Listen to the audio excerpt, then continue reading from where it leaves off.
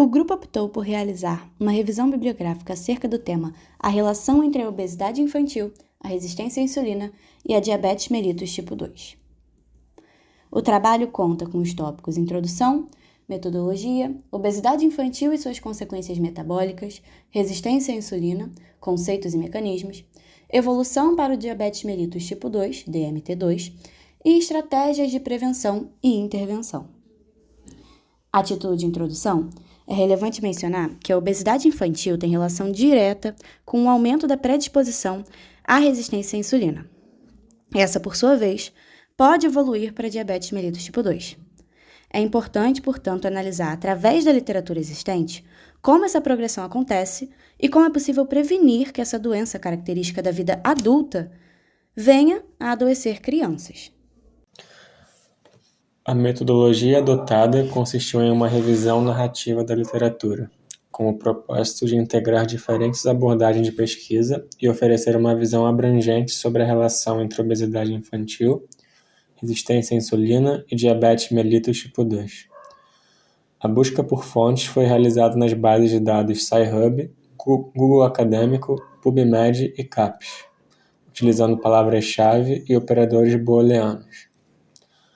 Foram incluídos artigos em português e inglês, sem restrição de ano de publicação, resultando inicialmente em 4.481 estudos. Após triagem, 15 artigos foram selecionados para análise aprofundada. A natureza da revisão foi exploratória, sem avaliação detalhada da qualidade metodológica dos estudos incluídos, o que justifica a escolha por uma revisão narrativa.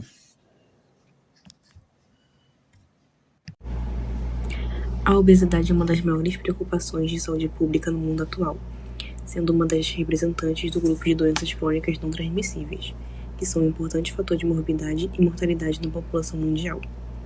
A obesidade é caracterizada principalmente pelo acúmulo excessivo de gordura corporal e possui causa multifatorial, envolvendo desde fatores genéticos a fatores ambientais, além de também causar diversas patologias secundárias. De acordo com o Ministério da Saúde, o índice de massa corporal é um dos métodos mais utilizados no diagnóstico clínico para medir os níveis de gordura corporal e, consequentemente, diagnosticar a obesidade. Esse índice é calculado a partir da divisão do peso em quilogramas pela altura em metros ao quadrado. Os dados dos estudos que analisamos na nossa pesquisa mostraram que aproximadamente 38 milhões de crianças abaixo dos 5 anos de idade estão com sobrepeso ou obesidade no mundo. Já entre os 5 a 19 anos, existem no mundo 391 milhões de crianças com sobrepeso e 188 milhões de crianças com obesidade. No Brasil, também na faixa dos 5 a 19 anos, os dados dizem que a obesidade atingiu 17,6% das meninas e 12,4% dos meninos. Mas, como as crianças estão em constante fase de crescimento, o cálculo do IMC infantil é feito a partir da comparação com outros indivíduos do mesmo sexo e idade, segundo o Centro de Controle e Prevenção de Doenças dos Estados Unidos. Então, seguindo essa tabela, uma criança obesa é aquela com IMC maior que pelo menos 95% das outras crianças do mesmo sexo e idade. Muitas pessoas acreditam que a obesidade é apenas uma falta de cuidados com a alimentação e a rotina de atividade física, mas é importante lembrar que ela é uma doença crônica de origem multifatorial, e esses fatores são ambientais, genéticos e comportamentais. O fator ambiental é definido por Peng como a soma das influências com o ambiente, as oportunidades ou as condições de vida que tem na promoção da obesidade em indivíduos ou populações. A poluição do ar, por exemplo, tem grande relação com o sobrepeso infantil, assim como a diminuição da segurança urbana e da disponibilidade de espaços para brincadeiras e jogos infantis. Por isso, hoje as crianças estão mais sedentárias do que seus pais da mesma idade, e isso piora com o surgimento das novas tecnologias que fazem as crianças terem mais tempo de tela do que realmente de lazer. E essa inatividade das crianças contribui muito para o desenvolvimento da obesidade e, consequentemente, da diabetes tipo 2. Além disso, muito se fala também sobre os desreguladores endócrinos, que são substâncias químicas que alteram hormônios e, consequentemente, a função endócrina ao se acumular nas células de gordura, através da alimentação, contaminação pelo ar ou pele ou até mesmo passado de mãe para filho durante a gestação ou amamentação. Algumas substâncias são conhecidas como obesogênicas e estão relacionadas ao desequilíbrio metabólico que altera o apetite e leva ao aumento do peso. O fator genético também é um dos principais no que diz respeito às origens da obesidade, O histórico familiar de desnutrição, obesidade, diabetes e outras doenças crônicas, e até mesmo a exposição constante ao estresse ou a componentes químicos como a nicotina durante a gestação, aumenta o risco de ter uma criança obesa, além também de polimorfismos em genes ligados ao colesterol e triglicérides, por exemplo. A nutrição dos primeiros anos de vida também afeta diretamente o desenvolvimento da criança e o maior ou menor risco de obesidade posterior. E foi visto que as crianças que tiveram excesso de peso durante o primeiro ano de vida tendem a continuar com sobrepeso na infância e adolescência. Também foi visto que a amamentação pode reduzir em cerca de 25% o risco de excesso de peso. E isso pode ser explicado pela composição nutricional do leite materno e possui leptina, que é um hormônio secretado pelos adipócitos e responsável pela saciedade. As crianças que consomem mais alimentos ultraprocessados possuem maior IMC e circunferência abdominal do que as que consomem pouco. E a maior consequência metabólica causada por uma alimentação como essa é a resistência à insulina, que é caracterizada por uma hiperinsulinemia a partir da produção aumentada do hormônio pelas células beta-pancreáticas do pâncreas, que altera as vias metabólicas da glicose e também o aumento das adipocinas pró-inflamatórias, que levam a um estado de inflamação crônica do corpo. A função da insulina é prejudicada e a utilização de glicose pelo tecido muscular e adiposo é reduzida, e isso está diretamente relacionado a diferentes graus de obesidade e, a longo prazo, ao surgimento da diabetes mellitus tipo 2, devido à resistência à insulina não tratada. Agora iremos falar sobre a resistência à insulina, conceitos e mecanismos. Primeiramente falando sobre a função fisiológica da insulina. Esse importante hormônio peptídico é secretado pelas células beta das ilhotas de Langerhans, no pâncreas, e desempenha um papel central na orquestração do nosso metabolismo energético. Sua função primordial é garantir a homeostase glicêmica, o que ela faz de forma eficiente. Promove a redução da glicose sanguínea ao estimular sua captação pelas células, principalmente nos tecidos muscular e adiposo, através da mobilização dos transportadores GLUT4 para a membrana celular. Contudo, sua influência não se limita ao controle de açúcar no sangue. A insulina possui fortes funções anabólicas. Ela estimula a produção de glicogênio, a glicogênese, tanto no fígado quanto nos músculos, e ao mesmo tempo inibe a quebra de glicogênio, a glicogenólise, e a produção de nova glicose, a gliconeogênese, favorecendo assim o armazenamento de energia. No que se diz respeito ao metabolismo lipídico, o hormônio age inibindo a quebra de gordura e estimulando sua formação. Na prática, isso promove o acúmulo de triglicerídeos no tecido adiposo e reduz a liberação de ácidos graxos livres na circulação. A insulina também é vital para as proteínas. Ela aumenta a capacitação de aminoácidos pelas células e estimula a síntese proteica, enquanto reduz o catabolismo. Por essa razão, é amplamente reconhecida como um hormônio anabólico fundamental para o crescimento, reparo e manutenção de todos os tecidos corporais. Em resumo, a insulina atua de maneira totalmente integrada nos metabolismos de carboidratos, lipídios e proteínas, sendo ela o central que assegura o equilíbrio energético e metabólico do organismo.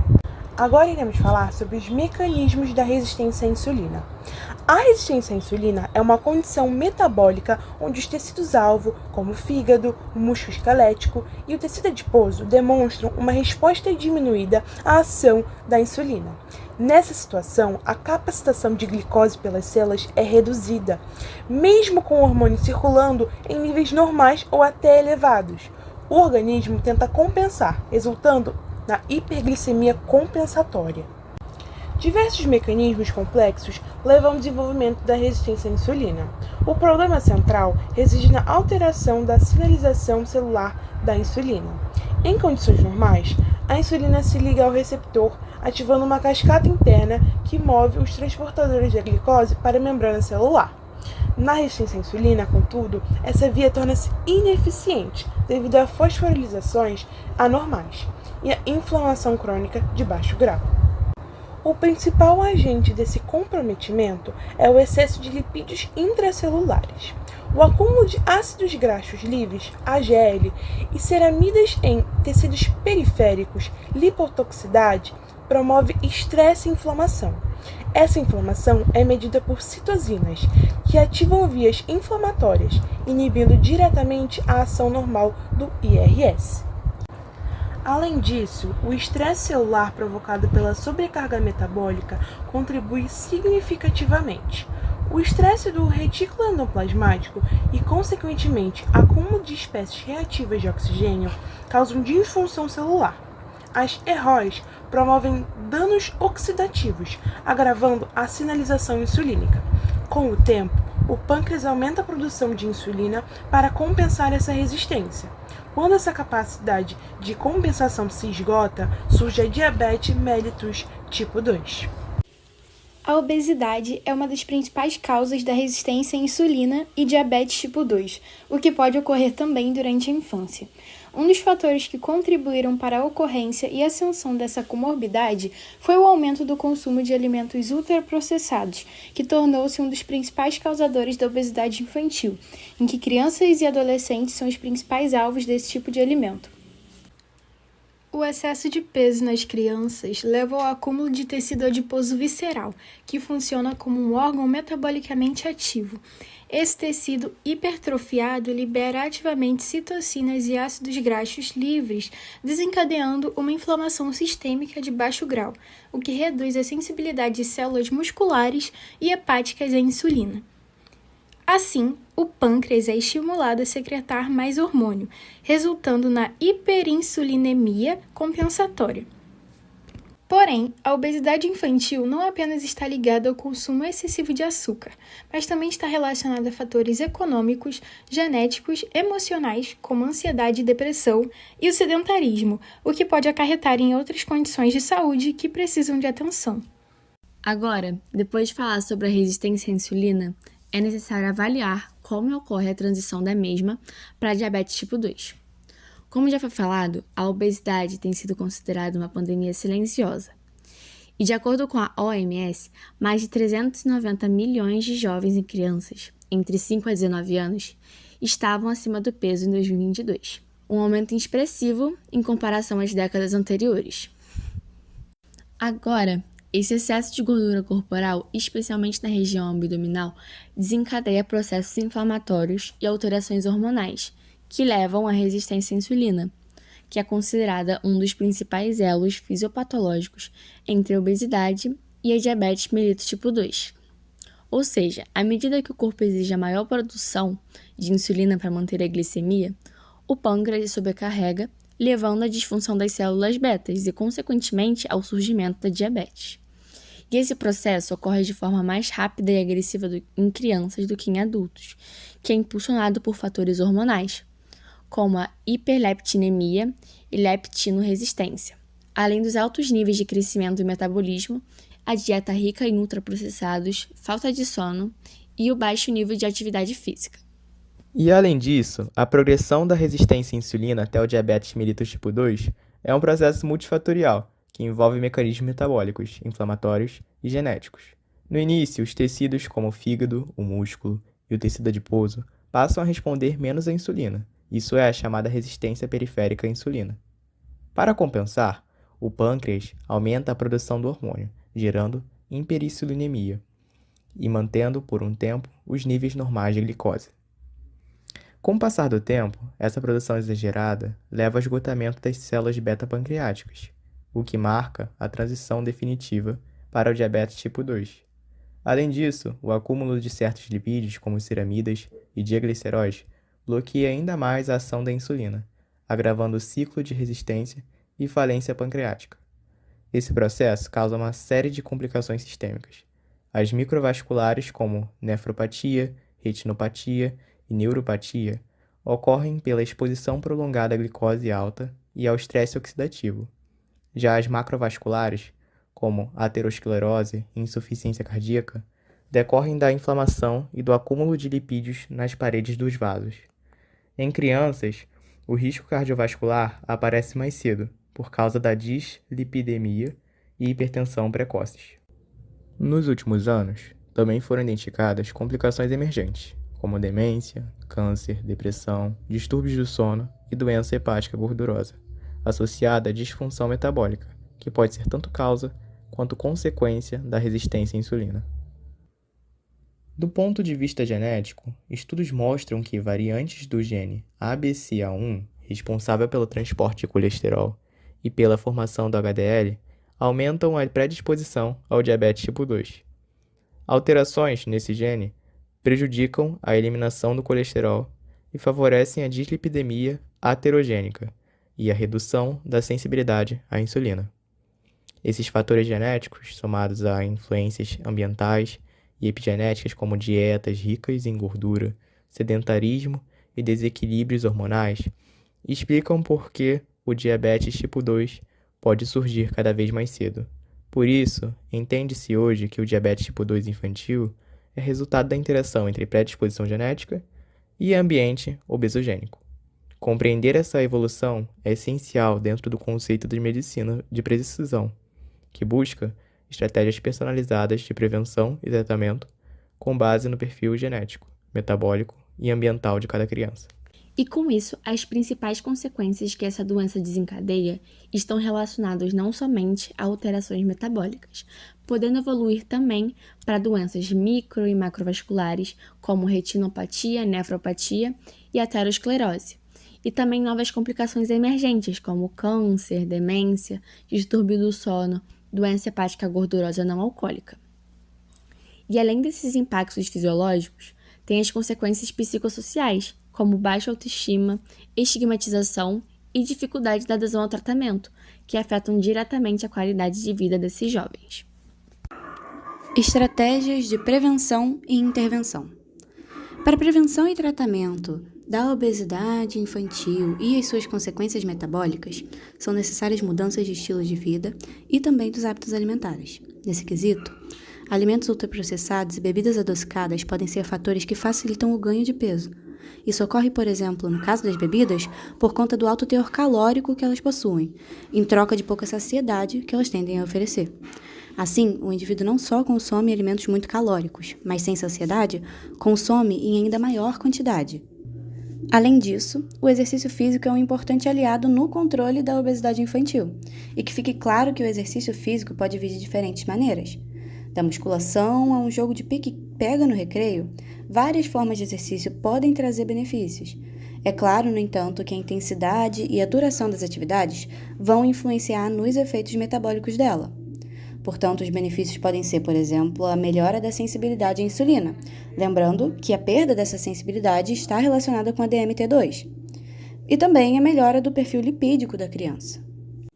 Por fim, o controle da obesidade infantil tem barreiras sociais a serem enfrentadas. O ambiente urbano incentiva o sedentarismo e não um estilo de vida saudável. Poucos espaços são seguros e destinados às atividades físicas. Muitas vezes não há um parque ou uma rua segura por perto para que crianças possam brincar. Isso incentiva a predominância das telas, mas há uma solução. É necessário a criação de espaços adequados, a construção de quadras e parques com segurança em áreas desfavorecidas, e assim haverá a ampliação do acesso à saúde. Concluindo, a obesidade infantil desencadeia uma cascata de alterações metabólicas que evoluem para resistência à insulina e posterior diabetes mellitus tipo 2, com progressão mais acelerada em crianças do que em adultos devido à combinação de fatores hormonais, metabólicos e ambientais. Esta transição está associada não apenas às complicações tradicionais do diabetes, mas também a condições emergentes como distúrbios hepáticos, cognitivos e psicológicos. A prevenção e o manejo exigem intervenções multifacetadas que combinam atividade física regular, alimentação equilibrada, redução do tempo de tela e implementação de políticas públicas que criem ambientes favoráveis à saúde, representando a estratégia mais eficaz para interromper esta trajetória epidemiológica e garantir melhor qualidade de vida para a população pediátrica.